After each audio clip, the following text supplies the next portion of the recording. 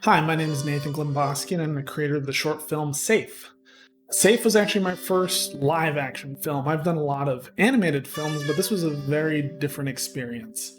Thankfully, my very patient actress, who's also my wife, was willing to do multiple reshoots as I realized, oh, I don't really know what I'm doing.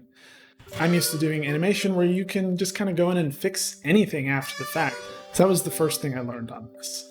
The second was how to be economical with your effects. I'm used to doing animation. You can do a lot more with that than when you have to put live action people into it.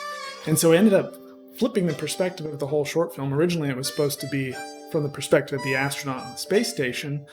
And so we flipped it because it's a lot easier to just film in your house than to try and build a set or green screen everything. And I knew if I did that, this would just never get made.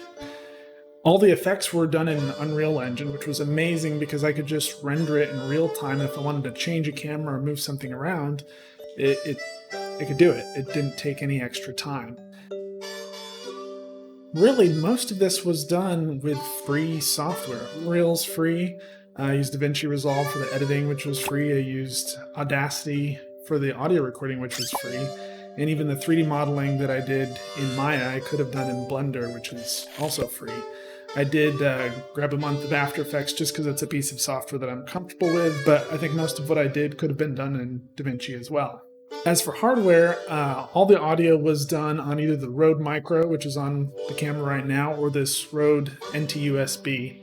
I was actually surprised I was able to use the audio off the VideoMicro and didn't have to do ADR, which I was really trying to avoid. It would have been nice to have some lav mics, but it actually worked pretty well. For camera, I used the A7III, 2 Neweer lights, and a Xeon gimbal, and that's really about it.